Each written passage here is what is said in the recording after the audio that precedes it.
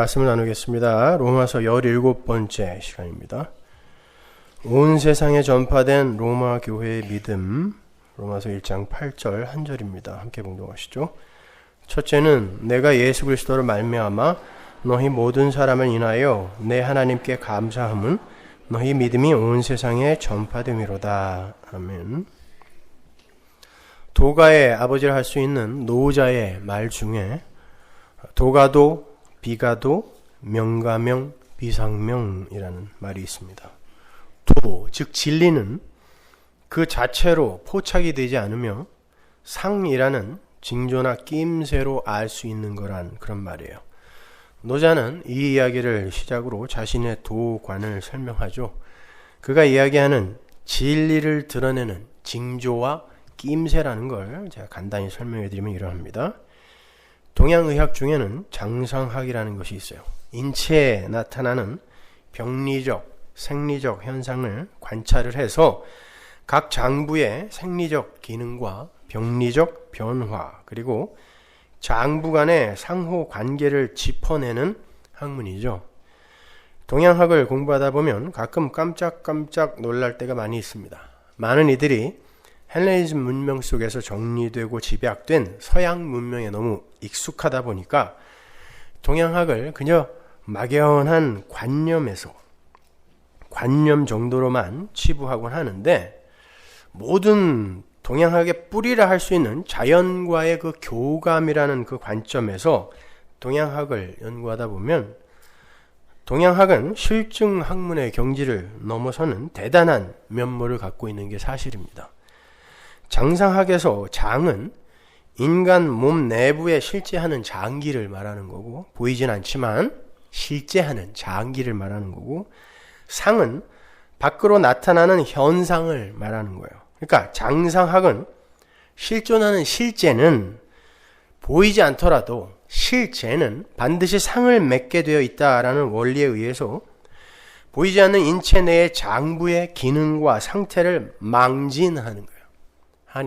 한의사들이 이렇게 멀리서 망진을 하고도 상태를 대충 알아내잖아요. 그걸 망진이라고 하거든요.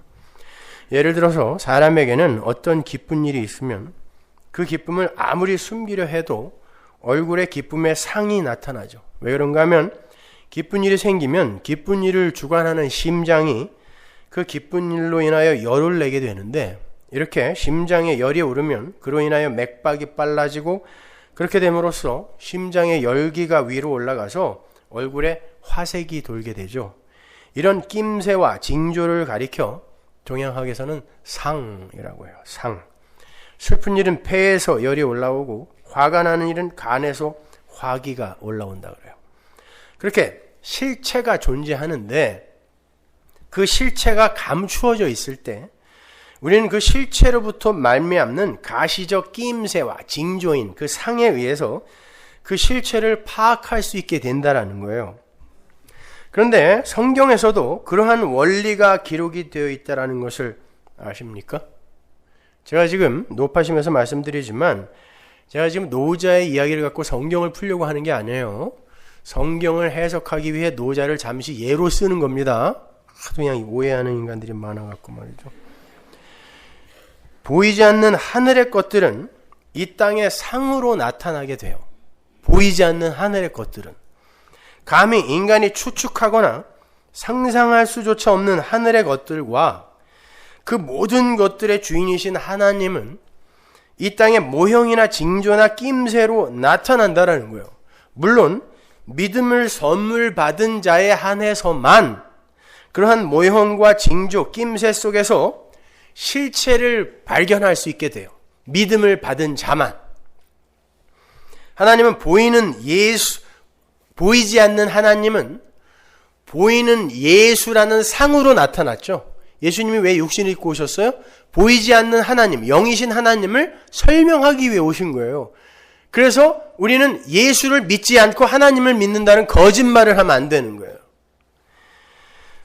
그리고 보이지 않는 하나님 나라는 성전이나 이스라엘 성도의 몸 등의 역사 속의 수많은 실물 예시의 모형들에서 상으로 보여줬죠.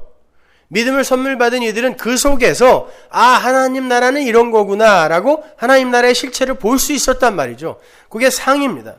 믿음이 있는 자들은 그러한 실물 예시의 모형들 속에서 그것들이 가리키고 있는 실체를 보게 돼요.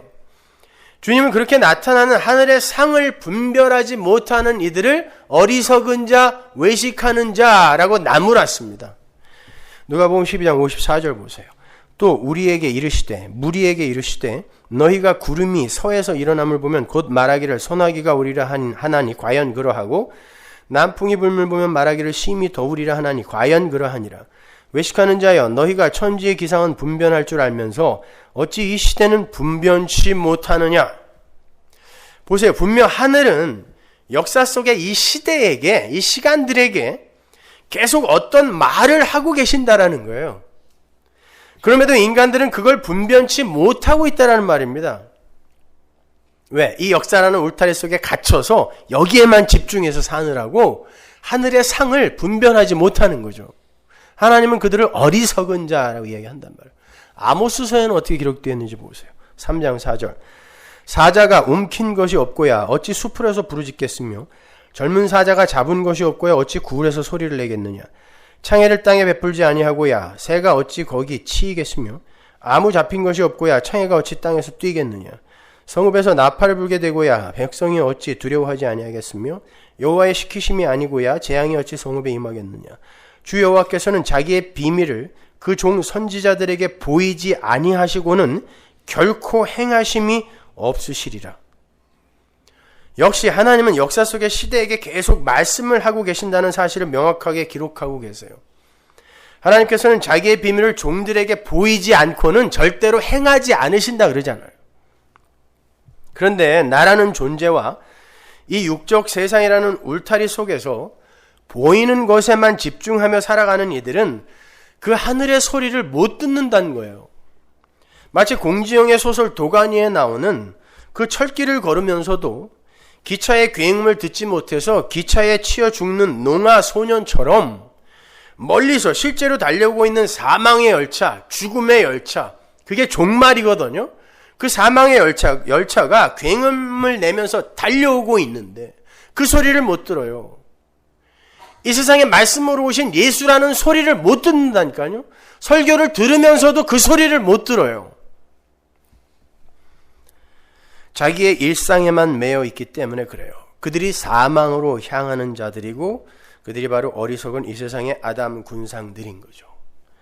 성도는 그렇게 하늘의 것, 하늘의 복음을 상으로 살아내는 하나님의 소리들인 거예요. 하늘 백성들의 묵시 속 그 현실을, 이미 완료되어 있는 하늘 백성들의 묵시 속의 그 현실을 이 세상 속에서 상으로 드러내며 살아내야 하는 자들이 성도란 말입니다. 그래서 여러분은 이 세상 속에서 하나님 나라를 살아야 되는 거예요. 그렇다면 그들의 삶 속에서 어떤 상이 맺혀져야 될까요? 구제, 선행, 종교행위, 착한 일, 뭐 어떤 거예요? 그런 건 다 부차적인 겁니다. 믿음이에요. 믿음이라는 상이 반드시 나타나야 돼요. 그런데 믿음이 뭐냐면, 믿음이라는 건 나는 죽고 하나님에게 나의 모든 것을 의존해서 그분의 이끄심에 나의 모든 걸 맡기는 상태를 믿음의 상태라 그래요.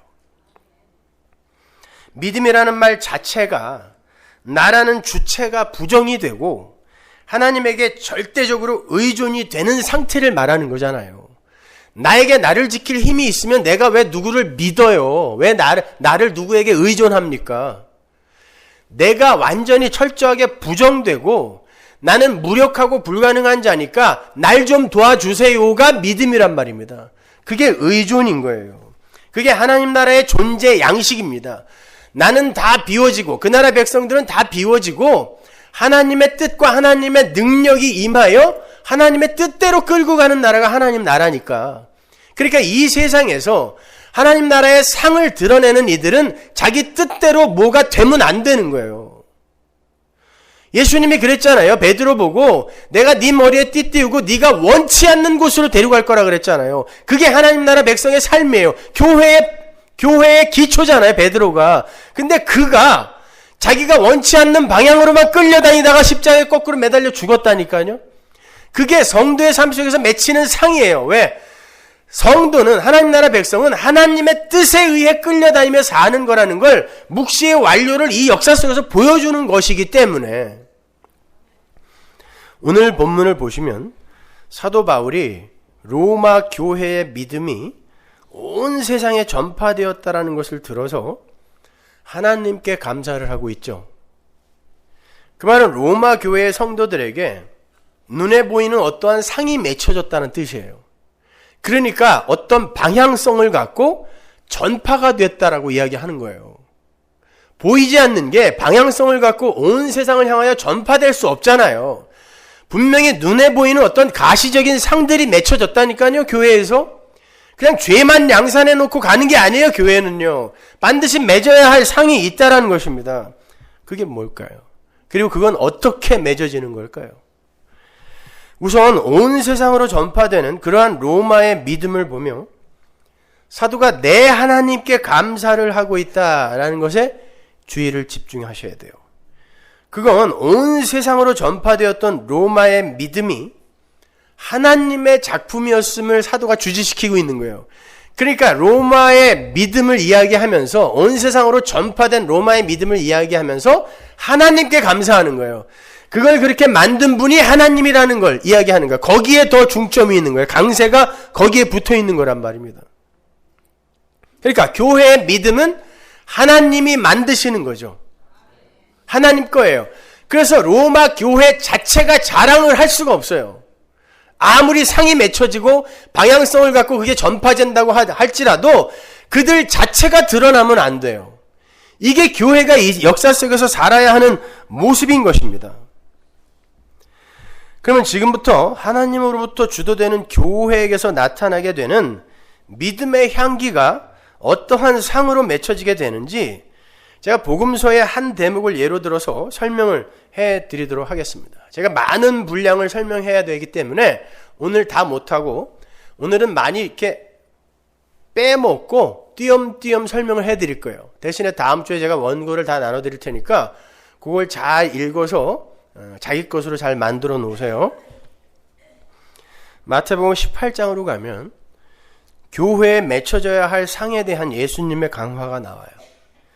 그중 한 부분을 떼서 그 강화 전체와 연결을 시켜보면, 항상 성경은 문맥 안에서 봐야 된다 그랬으니까 연결을 시켜보면 예수님께서 성도에게 상으로 맺으라고 하시는 것이 어떠한 것인지를 알 수가 있어요. 18장 15절 보세요. 내 형제가 죄를 범하거든 가서 너와 그 사람과만 상대하여 권고하라. 만일 들으면 네가 내 형제를 얻은 것이요 만일 듣지 않거든 한두 사람을 데리고 가서 두세 증인의 입으로 말마다 정참케 하라. 만일 그들의 말도 듣지 않거든 교회에 말하고 교회의 말도 듣지 않거든 이방인과 세리와 같이 여기라. 진실로 너에게 이르노니 무엇이든지 너희가 땅에서 매면 하늘에서도 매일 것이요 무엇이든지 땅에서 풀면 하늘에서도 풀리리라. 진실로 다시 너에게 이르노니 너희 중에 두 사람이 땅에서 합심하여 무엇이든지 구하면 하늘에 계신 내 아버지께서 저희를 위하여 이루게 하시리라. 두세 사람이 내 이름으로 모인 곳에는 나도 그들 중에 있느니라. 여러분 이 구절에 대해서 진짜 잘 아세요? 뭐 하라는 거예요? 교회에서 죄인이 발견되는 족족 쫓아내라는 얘기입니까? 그리고 니들한테 이 땅에서 매는 권세 푸는 권세 줬으니까 니들이 쫓아내면 그냥 지옥이야 이 얘기하는 거예요? 그리고 두세 사람이 모인 곳에 내가 있다라는 말은 뭐예요? 혼자 있으면 그럼 예수님이 하나님이 그 사람과 함께 없습니까? 함께 하지 않아요? 그리고 꼭 두세 사람이 합심하여 기도해야 응답해 줍니까? 그럼 다섯 사람은 한 100사람이 모이면 1000사람이 모이면 그러면은 그 기도를 하나님이 사람 수를 보아서 응답해 주고 안 해 주시고 그러나요? 그런 이야기 아닙니다. 이거는요. 제가 지난 며칠 동안 교회에 나타나야 할 상에 대해 연구를 하기 위해서 교회에 관한 그 예수님의 강화를 계속 반복해서 읽어내려가면서 발견한 게 이 마태복음 18장 15절 이하의 이야기가 오히려 용서라는 그러한 대주제로 흘러가는 그 용서 중에서도 주님의 용서, 그 용서라는 대주제로 흘러가는 큰 강의 일부라는 걸 발견했어요. 이 시대 많은 주석가들이 거꾸로 해석을 하고 있는 거예요, 이거를요. 이건 오히려 용서에 대한 이야기를 하고 있는데 이걸 오히려 죄를 발견하는 족족 쫓아내야 된다라고 치리의 구절로 해석을 하는 거죠. 이 이야기는 마태복음 16장의 베드로의 신앙 고백의 이야기에서부터 계속 이어지는 십자가의 이야기예요. 예수님께서 제자들에게 물으십니다. 사람들이 나를 누구라 하느냐? 제자들이 대답하죠. 더러는 세례 요한, 더러는 엘리야, 더러는 예레미야나 선지자 중에 하나라고 합니다. 그때 주님께서 다시 물으세요. 너희들은 나를 누구라 하느냐? 그랬더니 베드로가 대답합니다. 주는 그리스도시요. 그리스도는 헬라어고 메시아, 히브리어로는 메시아죠. 그건 뭐예요? 나를 구원할 자라는 뜻이에요. 주는 그리스도시요. 당신은 내게 생명을 주실 분입니다. 라고 이야기를 하고 살아계신 하나님의 아들입니다. 라고 대답을 해요. 그러자 예수님께서 베드로와 그의 신앙 고백 위에 교회를 세우겠다 그래요. 교회를 세우겠다. 그리고는 이런 말씀을 하십니다. 마태복음 16장 19절 보세요. 내가 천국 열쇠를 네게 주리니 네가 땅에서 무엇이든지 매면 하늘에서도 매일 것이요 네가 땅에서 무엇이든지 풀면 하늘에서도 풀리리라 하시고. 그러니까 교회는 예수님만이 그리스도, 즉 메시아이시며 하나님의 아들이심을 인정하고 믿는 자들이고 그들은 천국과 연결이 되어서 천국의 현실을 이 땅에 보여주며 사는 자들이 될 거라는 말씀이에요. 이게 열쇠라는 뜻이에요.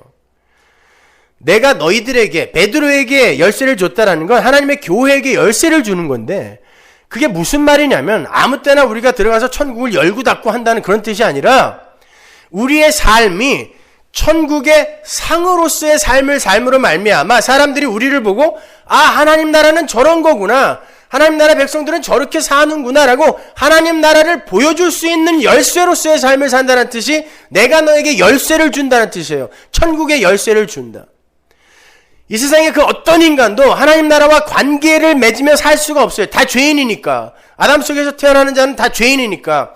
그런데 하나님의 은혜를 받은 어떤 이들이 하나님 나라와 이제 연합이 되어서 그 나라 소속 백성들이 되어서 하나님의 나라의 뜻을 삶으로 이 세상에 내리꽂는 자들이 생겼다는 거예요.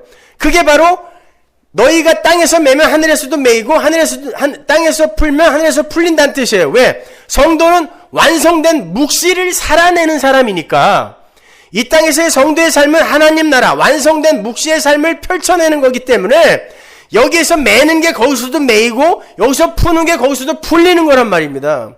그게 열쇠의 삶인 거예요. 그러니까 우리는 반드시 이 세상 속에서 교회는 묵시를 펼쳐내는 상으로서의 삶을 산다라는 뜻이에요. 그게 열쇠의 삶이란 말입니다. 근데 우리가 조금 전에 읽었던 마태복음 18장에 그 죄에 대한 교회의 반응에 대해서 강화를 하시는 그 장면에도 똑같은 말이 나오죠. 땅에서 풀면 하늘에서도 풀리고 땅에서 매면 하늘에서도 매인다.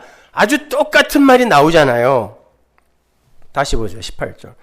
진실로 너에게 이르노니 무엇이든지 너희가 땅에서 매면 하늘에서도 매일 것이요 무엇이든지 땅에서 풀면 하늘에서도 풀리리라.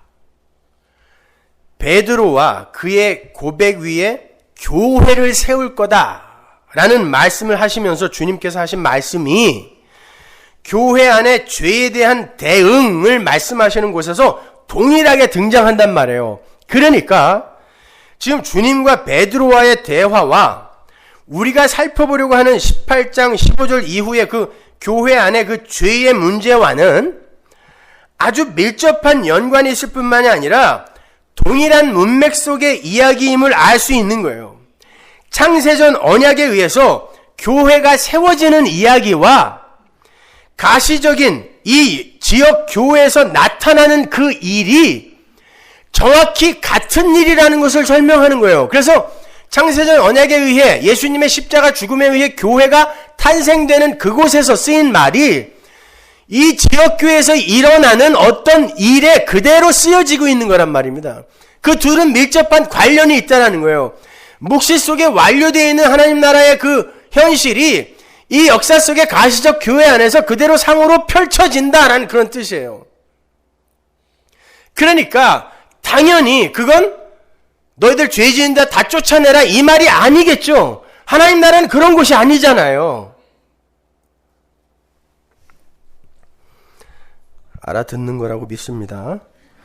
교회는 전적으로 예수 그리스도의 메시아 사역, 즉 십자가의 공로로 세워지는 거예요. 그들이 하늘과 연합이 되어서 하늘의 뜻을 땅에 상으로 내리꽂는 자들이 되는 거예요. 그들은 무조건적인 선택에 의해서 불가항력적인 은혜의 선물을 받은 자들이에요. 따라서 그것을 아는 자들은 이 세상에서 어떠한 삶을 살게 되겠는가에 대한 이야기가 베드로의 이야기에서부터, 교회를 세우겠다라는 베드로의 이야기에서부터 지금 쭉 흘러가고 있는 거예요.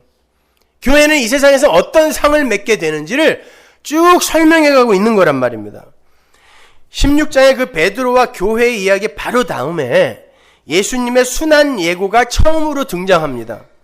교회는 바로 예수님의 십자가 순환에 의해 성취되고 완성이 되는 은혜의 공동체라는 것을 확증하는 거예요. 그게 에베소서 1장의 창세전 언약의 내용이잖아요. 그래서 예수님이 내가 교회 세우겠다 그래놓고 처음으로 나 십자가에서 죽을 거야 라고 이야기하시는 거예요. 그게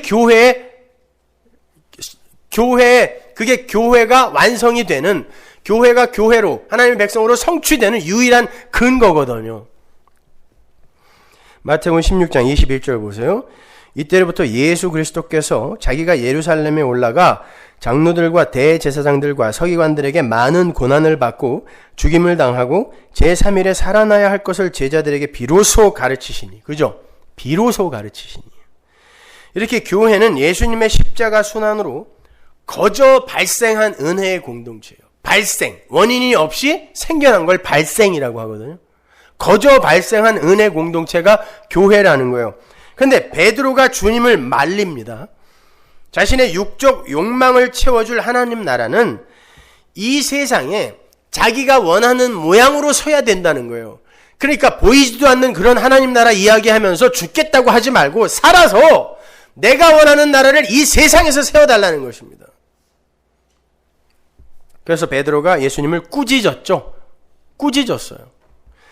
베드로가 예수님을 꾸짖자 예수님께서 교회의 올바른 상으로서의 삶을 이렇게 말씀해 주세요. 교회는 이 세상 속에서 성공과 번영을 추구하면서 이 세상 속에서 대장되어 사는 게 아니라 어떤 상을 맺어야 하냐면 마태복음 16장 24절 이에 예수께서 제자들에게 이르시되 아무든지 나를 따라오려거든 자기를 부인하고 자기 십자가를 지고 나를 좇을 것이니라.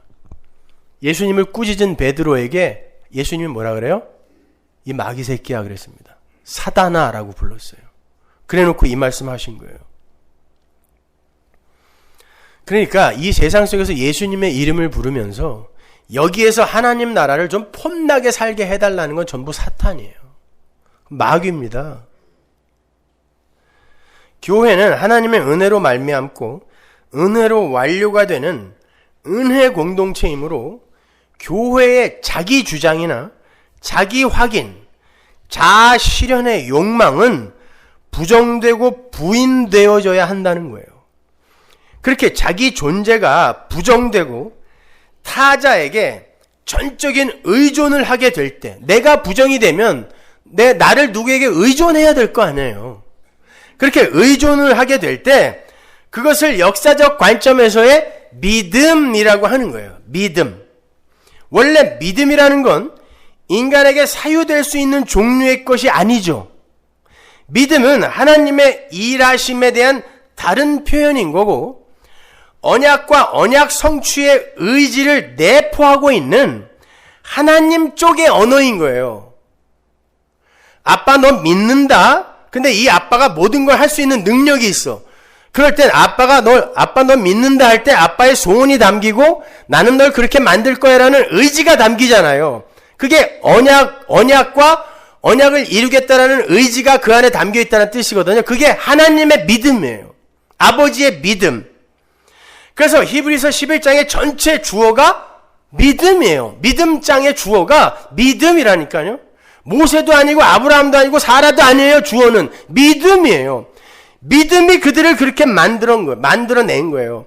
믿음이 모세를 애굽에서 떠나게 했고, 믿음이 모세를 예수와 함께 받는 능력을 애굽의 모든 보화보다 나은 걸로 여기게 만들었어요. 그리고 믿음이 아브라함을 믿음의 조상으로 만들었고, 믿음이 사라를 하나님의 언약의 후손을 낳는 자로 만들었단 말입니다. 실제로 그들의 삶은 어땠어요? 사람 때려 죽이고 도망간 거고, 하나님이 약속했을 때 비웃었고 그랬단 말입니다. 근데 믿음이 그들의 역사 속에서 일상을 박박 지우개로 지우더니, 믿음이 그들의 그 삶을 믿음이 써가더라는 것입니다. 그러니까 믿음은 1차적으로 하나님의 일하심이란 말입니다. 하나님의 일하심. 그러니까 그렇게 하나님의 믿음에 의해 끌려가는 그런 하나님 절대 의존적 존재들의 삶을 믿음의 삶이라고 하는 거고, 그러한 현실 순응의 모습, 하나님이 나를 끌고 가시는 거라면 이 현실이 가장 복된 삶이겠구나 하고, 그 현실 순응의 삶이 로마 교회의 상으로 나타났다라는 거예요. 그게 믿음이거든요. 그래서 사도 바울이 그러는 거죠. 너희들의 믿음이 온 세상에 전파되었다 그래요. 그 말은 무슨 말이에요? 니들은 어떻게 하나님이 끌고 가는 그 삶을 저항도 없이 그대로 살아내고 있니? 이런 뜻이에요. 뭔가 대단한 일을 했구나 이런 말이 아니라 어떻게 그렇게 살고 있니? 이런 말이란 말입니다. 그게 온 세상에 다 전해져 있다 이런 뜻이에요. 로마 교회가 뭐 대단한 거 한 거 하나도 없습니다. 그건 역사서를 봐도 알아요. 로마 교회가 뭐 대단한 거 한 거 없어요. 그런데 사도 바울은 이렇게 엄청난 칭찬을 하고 있고 하나님께 감사를 하고 있단 말입니다. 당시 로마 교회는 상상할 수도 없는 핍박 속에 처해져 있었어요. 로마서 8장으로 가면 당시 로마 교회의 상황이 어떠했는지 잘 나타나 있습니다. 17절 보세요. 자녀이면 또한 후사, 곧 하나님의 후사요 그리스도와 함께 한 후사니 우리가 그와 함께 영광을 받기 위하여 고난도 함께 받아야 될 것이니라. 생각건대 현재의 고난은 장차 우리에게 나타날 영광과 좋게 비교할 수 없도다. 얼마나 고난이 컸으면 장차 우리에게 나타날 영광 생각하면서 잘 이겨라, 제발 이겨라 이렇게 이야기하고 있는 거예요. 현재의 고난. 누가 우리를 그리스도의 사랑에서 끊으리요? 환난이나 공고나 핍박이나 기근이나 적신이나 위험이나 칼이랴? 이런 게 로마 교회에 있었다는 거예요. 근데 그것들이 절대 그리스도의 사랑에서 너희 못 끊어낸다. 그러니까 힘내 이렇게 이야기하는 거예요. 기록된 바 우리가 종일 주를 위하여 죽임을 당케 되며 도살할 양같이 여김을 받았나이다 함과 같으니라.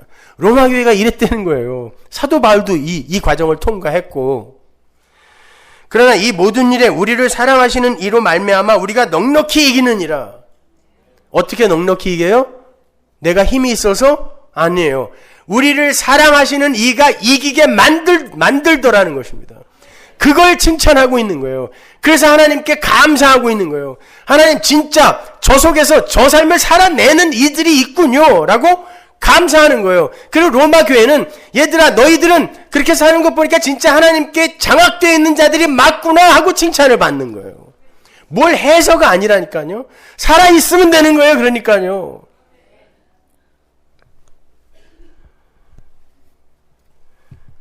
그들은 교회의 본질과 교회의 존재 목적을 분명히 알고 있었어요.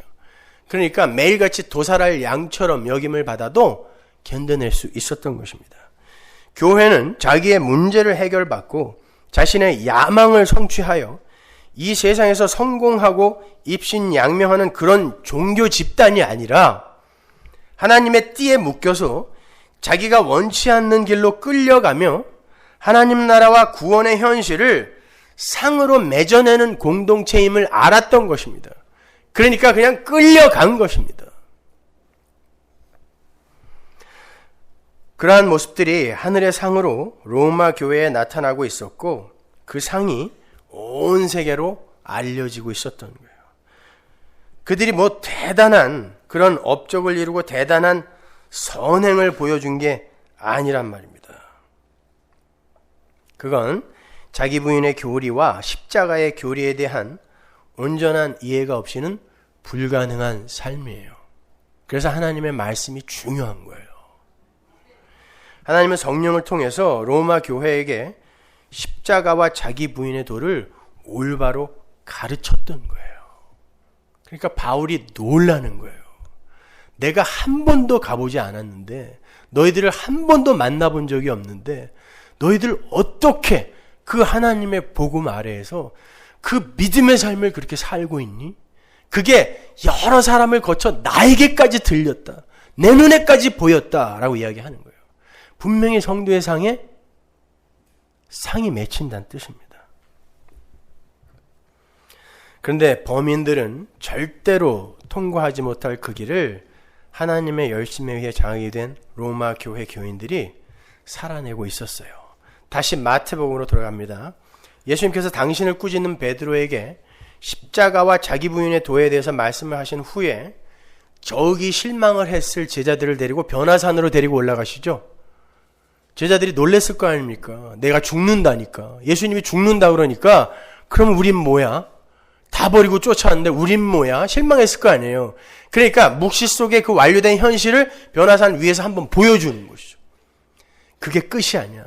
상으로서의 그 삶이 예수님이 지금 이 땅에서 십자가를 지고 죽으시는 하나님의 은혜와 사랑을 드러내는 상으로 살지만 그게 끝이 아니잖아요. 마찬가지로 제자들아, 내가 죽고 너희들은 나의 그 십자가의 길을 똑같이 그 전철을 밟으며 살게 되겠지만 그게 끝이 아니란다라는 걸 보여주기 위해 변화산 위에서 하나님 나라의 그 묵시 속에서 완성이 된 하나님 나라의 현실을 한번 보여주는 거예요. 그리고는 그 밑에서 믿음의 본질에 대해서 귀신 들린 아이와 그걸 고치려고 하는 제자들을 통하여 한번 또 보여주죠. 겨자씨 같은 믿음, 겨자씨만한 믿음이라고 이야기하면서, 그건 제가 여러 번 설명해 드렸으니까 넘어갈게요. 그렇게 믿음의 본질을 한번 설명해 주시고 그 내용을 좀 더 강화하기 위해서, 믿음은 너희들이 갖고 있는 게 아니라, 그리고 너희들이 능력으로 갖고 있으면서 병을 고치고 먼 일을 대단한 업적을 쌓고 그렇게 능력으로 소유하고 있는 게 아니라 겨자씨처럼 보이지 않고 보이지 않는 믿음, 그 겨자씨처럼 감추어져 있는 믿음, 그 믿음 위에 하나님의 능력이 임하여 그 능력이 하나님의 믿음이 일하는 것이다라는 걸 보여준 다음에 그걸 좀 더 강화하기 위해 성전세 문제를 딱 갖다 붙여놓은 거예요. 그 밑에다가 마태복음 17장 24절 보세요. 가버나움에 이르니 반세계를 받는 자들이, 이거 성전세를 받는 자들 이야기해요. 베드로에게 나와 가로되 너의 선생이 반세계를 내지 아니하느냐? 가로되 내신다 하고 집에 들어가니 예수께서 먼저 가라사대 시몬아 네 생각은 어떠하뇨? 세상 임금들이 네게 관세와 정세를 받느냐? 자기 아들들에게냐 타인에게냐? 베드로가 가로되 타인에게니이다. 예수께서 가라사대 그러하면 아들들은 세를 면하리라. 그러나 우리가 저희로 오해케 하지 않기 위하여 네가 바다에 가서 낚시를 던져 먼저 오르는 고기를 가져 입을 열면 돈 한 세겔을 얻을 것이니 가져다가 나와 너를 위하여 주라 하시니라. 왜 갑자기 성경이 성전세 문제를 이야기할까요? 성경은 이렇게 뚝뚝 잘라서 에피소드마다 어떤 교훈을 담고 있는 게 아니라 예수님의 십자가를 중심으로 해서 그냥 쭉 흐르는 거란 말입니다. 그러니까 무슨 이유가 있을 거 아니에요. 갑자기 성전세 이야기가 나오는 거예요. 아니, 그것도 제자들 다 있었는데 베드로와 예수님 거 딱 2명 것만 그 입에 좀 더 많이 넣어두시지 딱 한 세겔만 그 입에서 나오게 만드셨어요. 왜? 성경을 이어가야 되거든요. 이 성경의 독자들인 교회에게 계속해서 뭔가를 설명해야 되기 때문에 그래요. 그 성전세란 생명의 속전으로 들여주던 돈입니다. 출애굽기 30장 15절 보세요. 너희의 생명을 속하기 위하여 여호와께 드릴 때에 부자라고 반세겔에서 더 내지 말고 가난한 자라고 덜 내지 말며 너는 이스라엘 자손에게서 속전을 취하여 회막에 봉사했으라. 이것이 여호와 앞에서 이스라엘 자손의 기념이 되어서 너희의 생명을 속하리라. 이게 반세겔이에요. 성전세에. 그런데 그 생명의 속전은 부자라고 해서 더 내서도 안 되고 가난한 자라고 해서 덜 내도 안 돼요. 모두 동일하게 반세겔만 내야 돼요. 1년에 한 번. 그건 생명의 속전으로 이 땅에 오신 예수 그리스도로만 말미암는 그 구원의 무조건적인 은혜성을 설명하기 위한 설정이었어요. 부자든 가난한 자든 큰 자든 작은 자든 다 예수님의 십자가라는 동일한 속전에 의해서 영생을 얻게 된다라는 그런 말이에요. 그러니까 누가 누구 앞에서 자랑을 하고 누가 누구 앞에서 부끄러워하고 이런 게 교회에 있으면 안 돼요. 저마다 다 반세겔로 구원받은 자들이니까. 그럼에도 불구하고 교회 안에서도 큰 자 작은 자가 엄연히 아주 명확하게 구별되어 있죠. 그래서 큰 자라고 판정을 받은 사람 주변에는 사람이 와글와글해요. 근데 작은 자라고 이렇게 여김을 받는 이들은 밥도 혼자 먹어. 우리 교회도 그래요. 아니란 말입니다, 여러분. 우리는 모두 다 예수 없으면 그냥 죽은 흙으로 영원히 지옥에서 불타버릴 뻔했던 그런 존재들인 거예요. 누가 크고 누가 작습니까? 그런 거 없다를 보여주기 위해 부자도 더 못 내게 하고 가난한 자 덜 내는 거 이런 거 허락지 않은 거예요. 똑같이 내라 라고 한 거예요. 생명의 속전이니까. 예수는 한 분이니까. 그 속전은 인간의 배경이나 조건 등을 고려해서 차등 있게 주어진 게 아니라 영생이라는 선물을 주기 위해서 무조건적으로 퍼부어진 거예요. 예수님은 당신이 바로 그 반세겔로 오신 생명의 속전, 하나님의 아들이심을 밝혀요. 그리고는 물고기를 한 마리 잡아서 그 입속에 들어있는 한 세겔로 당신 목과 베드로의 몫을 계산하라 그러세요. 왜 그러셨을까요, 여러분? 유다가 뭐 했던 사람입니까? 돈꾀 맡은 자입니다. 그 무리에는 돈꾀를 맡은 자가 있을 정도로 헌금이 끊임없이 들어왔어요. 한 세겔이 큰 돈이 아니에요. 그 돈꾀에 한 세겔 이상이 있었어요.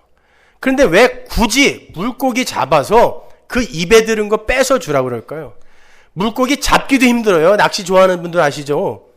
잡기도 힘든데 그걸 잡아서 그 입속에 돈이 들어있을 확률은 거의 없는 거예요. 그러면 그거 누가 하셨다는 거예요? 예수님이 하셨다는 거예요. 만드셨다라는 거예요. 그렇게. 왜 그렇게 하셨을까요? 속전은, 생명의 속전은 인간들의 노력이나 공로가 개입되어 주어지는 게 아니고 자격이나 됨됨이를 근거로 주어지는 게 아니라 오직 하나님의 은혜로 주어지게 되는 것임을 가르쳐 주시기 위해서 물고기를 잡아 그 입속에 들어있는 걸로 내라고 하는 거예요. 누구의 손도 타지 않은 그 돈으로. 하나님이 준비한 돈이거든요, 그거는요.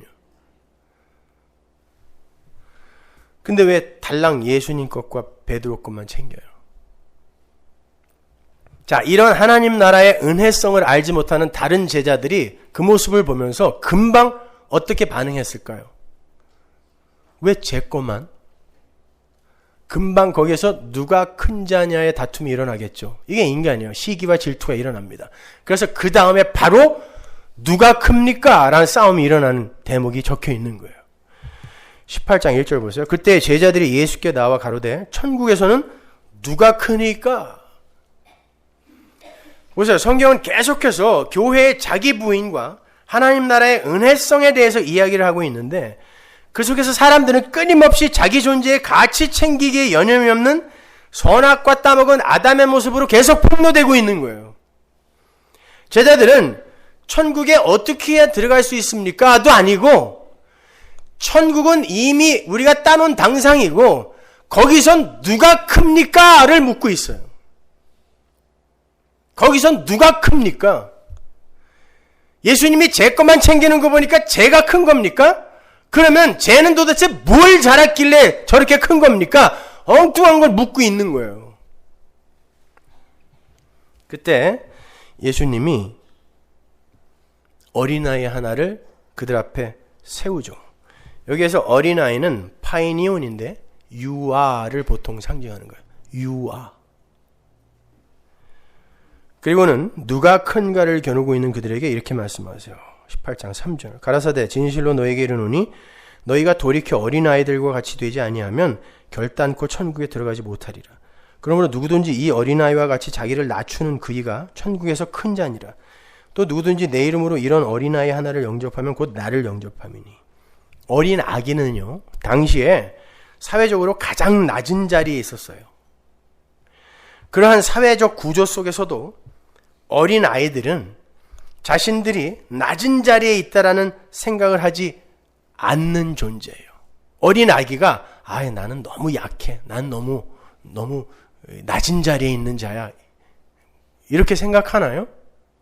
근데 당시의 사회 구조는 어린 아기는 아주 낮은 자리에 속해 있는 자로 취급을 했다고요. 그래서 뱀장수들도 애들은 가라 그러는 거예요. 어른은 큰 자고 어린 자신들은 낮은 자라는 기준이 없는 거예요. 애기들한테는요. 어린아이에게 어른은 경쟁의 대상이 아니라 자신을 지켜줄 대상일 뿐이에요. 어린아이들은 사회 구조가 만들어 놓은 큰 자와 작은 자의 구분 속에서 큰 자의 자리를 차지하고 있는 어른들을 보며 누가 더 큰가라는 경쟁을 하지 않아요. 그런 능력이 없어요. 아기들은요. 오히려 자기들은 누군가에게 철저히 의존되어 살아가야 할 존재임을 아는 게 어린아이예요. 엄마 없으면 울잖아요. 그래서 그게 자기 부인의 모습인 것입니다. 하나님이 기뻐하시는 하나님 백성들의 자기 부인의 상태, 하나님 나라 백성들의 하나님 절대 의존의 모습이에요. 그게 이 세상에서 상으로 우리의 삶에 맺혀져야 된다니까요. 그게 하나님 없으면 나는 그냥 죽은 흙입니다, 쓰레기입니다가 이 세상에서 상으로 맺혀져야 되는 거예요. 예수님은 이것을 어린아이처럼 자신을 낮추는 거다라고 말씀하시는 거예요. 자기를 낮추면 천국에 들어갈 수 있다라는 방법론을 제시하는 게 아니에요. 그건 우리의 힘으로 안 된단 말입니다. 나는 너희를 그렇게 만들어서 천국에 데리고 들어갈 건데 니들 지금 내 앞에서 천국에서 누가 크냐를 이야기하고 있니? 이 말씀을 하시는 거예요. 크다니 전부 반세겔로 그 생명의 속전으로 천국에 들어간 자들인데 거기서 누가 크냐니 그 이야기를 어떻게 할 수 있냐라고 이야기하시는 거예요. 5절에 나오는 누구든지 어린아이 하나를 영접하면 곧 나를 영접하는 것이다 라는 말씀은 그렇게 세상이 정립해 놓은 높은 자리, 낮은 자리의 구분이 없이 자신의 어린아이됨을 인정하는 그런 자만이 아무런 부담 없이 어린아이를 영접할 수 있게 되는 거고, 왜? 이 힘의 원리 속에서 어린아이를 자기에게 유익이 안 되는 어떤 자를 영접한다라는 건 있을 수가 없는 일이에요. 그래서 부부관계 속에서도 나한테 유익이 안 된다 그러면 언제든지 잘라내잖아요. 그런데 어린아이를 영접한다라는 건 나에게 유익이 되지 않는 오히려 내 도움이 필요한 어떤 자를 영접한다라는 건 내가 바로 그런 자라는 걸 전제하고 할 수 있는 행위란 말입니다. 그게 어떻게 되냐고요. 예수님에 의해 장악당해서 믿음을 선물 받은 자만이 자기의 실체를 알게 되고 나는 그런 연약한 자구나. 이 세상에서 내가 죄인 중에 괴수구나. 근데 예수가 나를 장악하여 나를 지금 이렇게 구원해내시고 이끌고 가시는구나를 아는 이만이 다른 약한 자들을 약한 자로 안 보게 되는 거예요. 그래서 그들을 영접할 수 있는 거죠. 그래서 어린아이를 영접하는 자가 예수를 영접했다라고 이야기를 하는 거예요. 영접이라는 게 뭐예요? 나는 내 힘으로 도저히 존재할 수 없고 살아갈 수 없으니까 당신이 나를 도와주세요 하고 그분을 꼭 붙드는 걸 영접이라고 한단 말입니다. 그러니까 어린아이를 영접할 수 있는 자는 소자를 소자 취급하지 않고 작은 자를 작은 자로 밀어내려 그들을 무시하고 그들을 폄하하는 그런 자가 아니라 소자를 영접할 수 있고 그들을 귀하게 여길 수 있다는 건 하나님의 은혜를 받은 자란 뜻이에요. 그래서 그들이 천국에 들어갈 수 있다는 뜻이란 말입니다.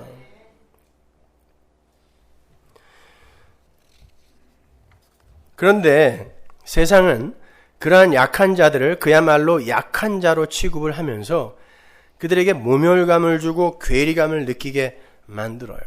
주님은 그걸 소자를 실족해 하는 것이라고 이야기를 하세요. 그리고는 그 소자를 실족하게 하는 것, 소자를 소자로 판단을 해서 무시하는 걸 소자를 실족해 하는 거라고 하면서 그 소자를 실족해 하는 자는 적어도 연자맷돌을 목에 걸고 바다로 던지는 그런 벌을 받게 된다라고 이야기를 하세요. 그러니까 우리 모두는 이미 한 가지 확보해 놓은 게 있어요. 연자맷돌 목에 걸고 바다로 던져질 벌 하나는 확보해 놓은 거예요. 그렇잖아요. 우리 다 그렇게 살고 있지 않습니까? 아닌 것처럼. 그죠? 그러니까 우리는 지금 구원을 받았다고 하면서도 연자맷돌을 계속 목에다가 하나 걸고 있는 거예요. 이 힘의 원리 속에서 다른 이들을 판단하면서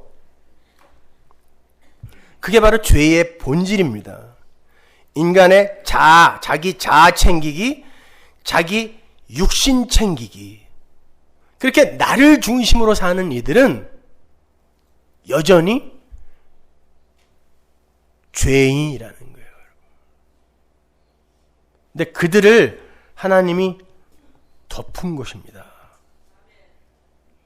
우리는 모두 예수를 믿는다고 하면서도 성공과 번영을 꿈꿔요. 큰 자됨을 사모하고 큰 것을 추구합니다. 그렇죠? 그래서 말씀을 아는 우리는 일부러라도 그런 큰 자됨과 큰 것에서 자꾸 멀어져야 되는 거예요. 왜냐하면 그러한 것으로의 이 추구가 자꾸 다른 이들을 판단하게 되고, 왜냐하면 내가 높이 올라가야 되고 내가 커져야 된다는 것 자체가 다른 사람보다 내가 더 높이 올라가는 게 가치다라고, 가치이며 영광이다고 생각하는 그 사고에서 나온 거잖아요. 그게 연자맷돌 메고 바다에 빠질 일이라니까요, 그게. 그러니까 일부러라도 거기에서 자꾸 벗어나는 훈련을 하는 거예요. 아니, 하나님이 그렇게 만들고야 마세요. 요즘 한국에 있는 그 대형 교회들에서 자꾸 저에게 이게 청빙 그 요청이 오는데, 아직 4대주의에 빠져가지고 말이죠. 미국에 있는 목사는 뭐가 다른 줄 아나 봐요. 전부 여기서 데리고 가려고 그래. 여러분, 한국에 있는 대형교회 목사는요, 적어도 수만 명이 되는 그런 대형교회 목사들은 황제 대접받습니다. 절기 때만 되면, 새해 때만 되면 선물을 그냥 한 트럭씩 가져간대요. 우리 교회처럼 뭐 무슨 때가 돼도 선물 하나 없는 이런 교회와는 많이 다르죠. 그동안의 섭섭함을 이렇게 우회적으로 표현하는 건 아니고, 그렇다고 계속 그렇게 살아도 된다는 말은 더더욱 아닙니다. 여러분, 그러한 자리에서 진짜로 약할 때 강함이 되신다는 이 십자가의 복음을 붙들 수 있는 이는 예수님 말고 없어요. 그러니까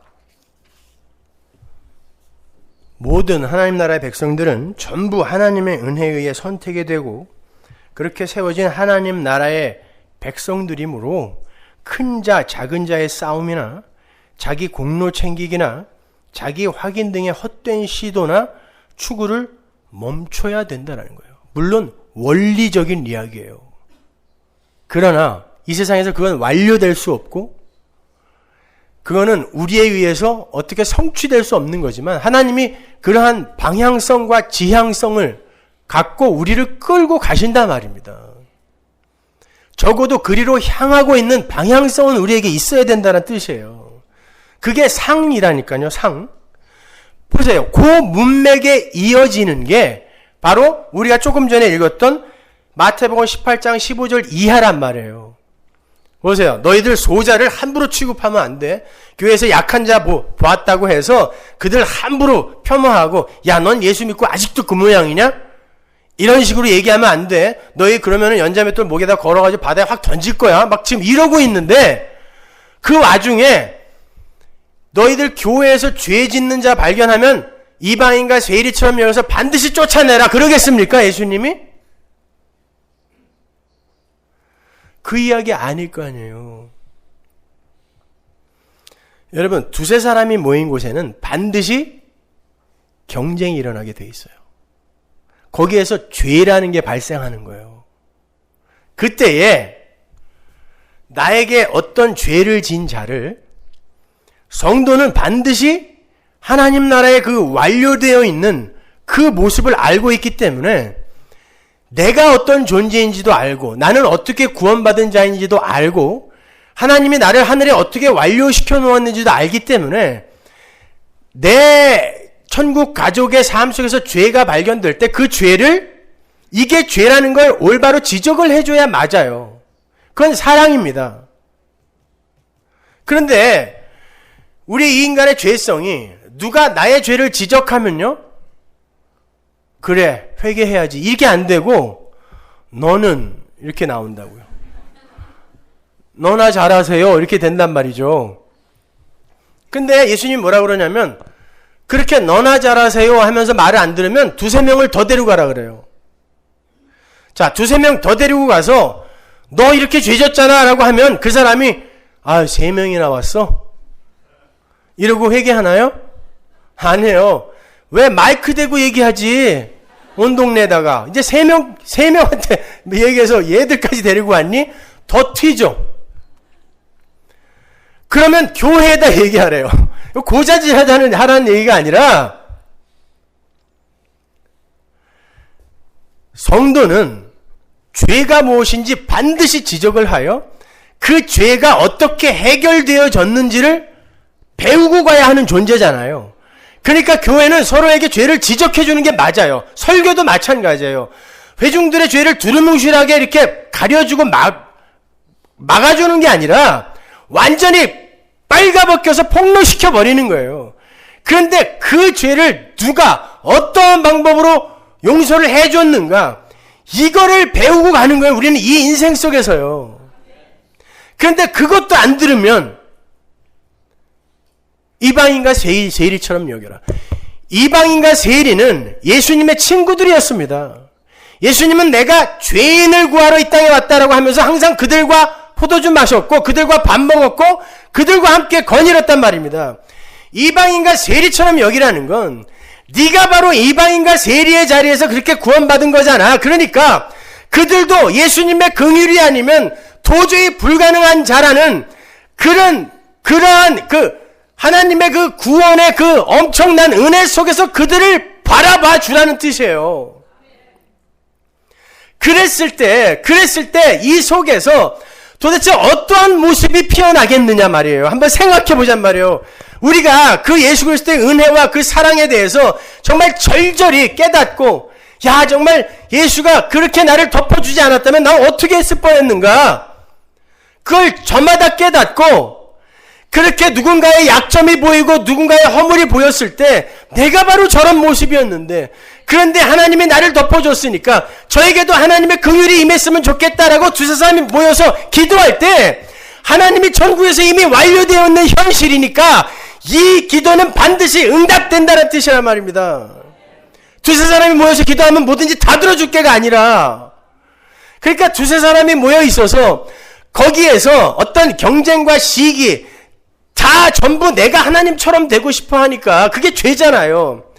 그 자리에 하나님이 함께 하시면서 너희들을 내가 어떻게 구원했는지 반드시 가르쳐 줄 거란 이야기란 말입니다.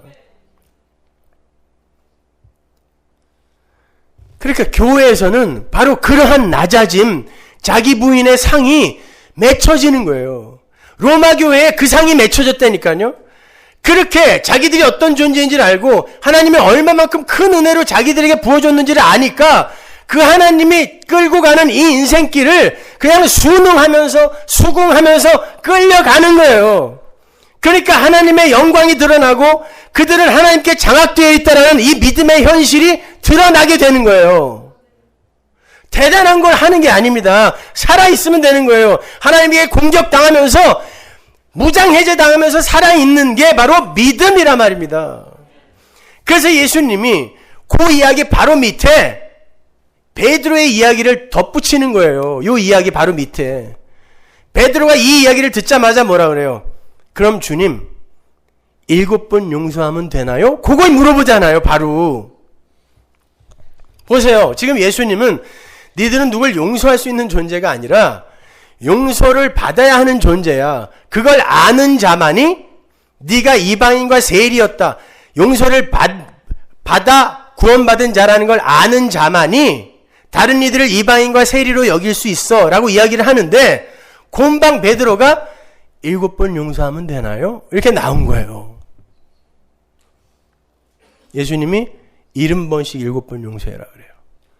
그 말은 무한대로 용서하라는 거예요. 완전수거든요. 거기다가 10까지 곱했잖아요. 그건 우리에게 70번씩 7번 용서할 수 있는 그런 인격을 수양하라, 연마하라라고 이야기하시는 게 아니라 인간이라는 건 70번씩 7번 용서받아야 하는 존재다. 보세요. 베드로에게 70번씩 7번 용서하라는 건 인간은 70번씩 7번 용서해야 할 만큼 그들의 죄는 집요하고 추악한 것이다를 이야기하는 거예요. 그거 연습하라는 이야기가 아니라. 그래놓고 무슨 이야기를 비유로 붙이시냐면 1만 달란트 탕감 받은 자 그리고 100데나리온 빚진 자의 이야기를 비유로 갖다 붙이신다고요.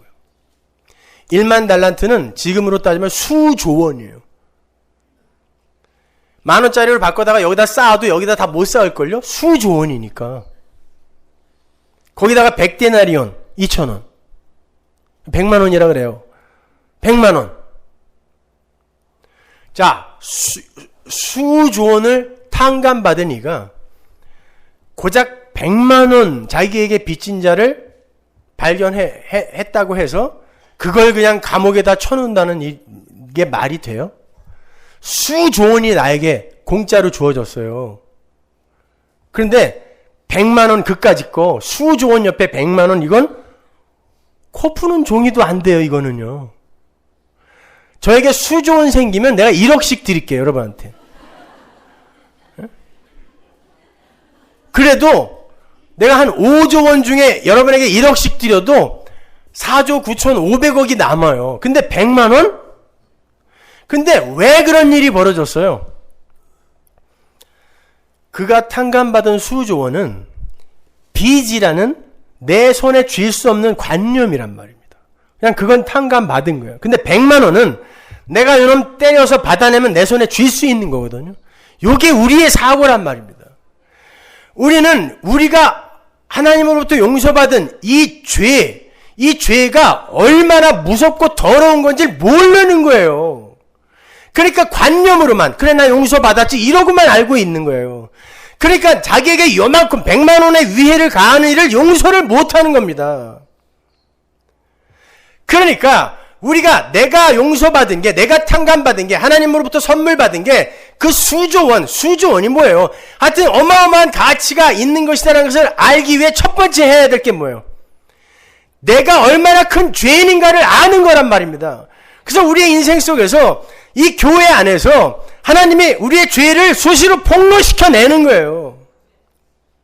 그때에 우리는 말씀 속에서 그 은혜의 말씀 속에서 내가 어떠한 은혜를 받았는가를 말씀 속에서 배웠으니까 내가 바로 그 어마어마한 죄를 용서받은 자지 저에게도 하나님의 은혜가 긍휼이 임했으면 좋겠다 이리로 가는 거예요.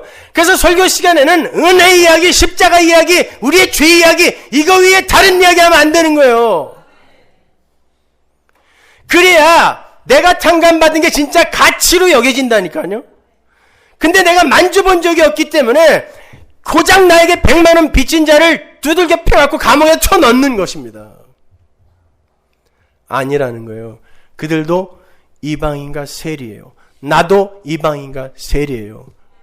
그러니까 그냥 그것들이 아무것도 아닌 것처럼 여겨지게 되는 그 자리로 내려가는 그 과정 전체 그것이 믿음의 상으로 교회 안에 나타나게 되는 거예요. 그러니까 반드시 여러분의 삶 속에서는 그러한 흔적들이 나타나야 됩니다. 바람이라는 걸 우리가 붙들어서 이걸 분석하고 논리적으로 정리를 해서 누구에게 제시는 할 수 없지만 바람이라는 이 실체는 항상 상을 맺잖아요. 바람이라는 실체가 불면 나뭇잎이 흔들린다던가 아니면은 의자가 날아간다던가 물결이 출렁인다 말입니다. 마찬가지로 성령의 바람이 우리의 삶에 불면 그까짓 거 아무것도 아니야 이게 된단 말이에요. 세상이 점점 부정이 되고 부인이 되어져 간다고요. 그러니까 그러한 처절한 도살할 양 같은 현실 속에서 로마 교회가 살아있었던 거예요. 내가 어디로 끌려가는지를 아니까. 여러분에게서 그러한 믿음의 상이 나타나고 있냐고요. 절대로 다른 이들을 나보다 더 못난 이로 취급하면서 나를 그들 위로 올려놓고 싶은 그런 마음이 없어요? 있잖아요. 그러니까 그때마다 우리는 어떻게 해야 돼요? 하나님의 은혜의 말씀 안으로 들어가서 내가 어떤 자였으며 도대체 나에게 쏟아부어진 그 은혜가 어떤 것인지를 배우는 거예요. 그러면 이 세상 속에서의 그 용서라는 것이 우리의 삶 속에서 나오는 거예요. 원래 용서는 인간의 언어가 아니에요. 하나님의 언어입니다. 용서는 70번씩 7번씩 무조건 다 덮어주는 거 아니에요. 다 덮어주면 사람들이 이렇게 뉘우치고 다 착해지든가요? 용서해주면 그냥 막 살아도 되는구나 이렇게 개판돼요. 주님이 그런 용서하라고 이런 말씀 주시는 거 아니에요. 그게 하나님 나라의 삶의 원리라면 선악과 따먹었다고 에덴에서 쫓아내면 안 돼요. 조금 이 땅에서 패역하게 살았다고 이스라엘 백성 광야에서 다 죽이면 안 된다니까요. 용서해야 된다면서요. 큰 자 되고 용사 되겠다고 나섰다고 해서 홍수로 이 땅을 다 멸해버리면 안 돼요. 용서해야 된다면서요. 그 용서 아니라니까요. 하늘의 용서는 반드시 공의를 전제하고 있는 용서예요. 그냥 무작정 용서해 주는 게 아니에요. 반드시 벌 받아야 할 자의 그 벌을 누군가에게 전가시켜서 그가 그 벌을 다 받아내야 이게 덮어지는 거예요. 그게 하늘의 용서예요. 그러면 용서를 하실 수 있는 분은 죄에 대하여 진노를 할 자격이 있는 분이어야 되죠. 그건 누구예요? 창조주 하나밖에 없는 거예요. 그리고 그 벌을 누군가에게 전가시킬 수 있는 능력이 있어야 돼요. 하나님입니다. 그러니까 용서는 하나님만 하실 수 있는 거란 말입니다. 그런 용서 많이 하라고 하는 게 아니라 그 용서를 받은 너희들이 이 세상에서 도대체 그렇게 작은 위해거리를 갖고 그렇게 안달복달하면서 살아야 되겠니? 라고 이야기하는 거예요. 그 모습이 로마 교회에 나타났다면 우리 소문화 교회에 그 상이 맺혀져야 돼요. 반드시. 그래서 여러분은 말씀 속에서 계속 무장 해제를 당해야 됩니다. 여러분이 어떤 존재인지를 폭로당하셔야 돼요. 그리고 그걸 덮으신 예수님의 은혜가 어떤 것인지를 반드시 깨달아 아셔야 됩니다. 그게 여러분이 맺어야 할 상이고 삶이에요. 기도하겠습니다. 하나님 은혜를 감사합니다. 아버지 하나님, 저희들은 그 엄청난 은혜를 받고도 그것이 얼마만큼의 가치가 있는지를 모릅니다. 우리의 죄가, 하나님의 용서가 그냥 관념으로만 머물고 있기 때문입니다. 그래서 하나님은 우리에게 그 죄가 어떤 것인지를 인생 속에서 배우라고 우리에게 역사를 허락하셨습니다. 그래서 교회 안에서도 이렇게 죄가 만연하고 연약한 자들이 드러나는데 우리는 그들을 편을 갈라 손가락질하고 무시하고 폄훼하고 있습니다. 하나님, 아직 우리가 은혜를 너무 모르기 때문입니다. 우리의 처음 자리를 너무 모르기 때문입니다. 하나님, 은혜를 더욱더 풍성하게 부으셔서 그 구원의 현실을 올바로 이해하게 하시고 우리 서문화 교회에서도 용서와 낮아짐과 참된 섬김이 터져나오게 해 주옵소서. 예수님의 이름으로 기도합니다.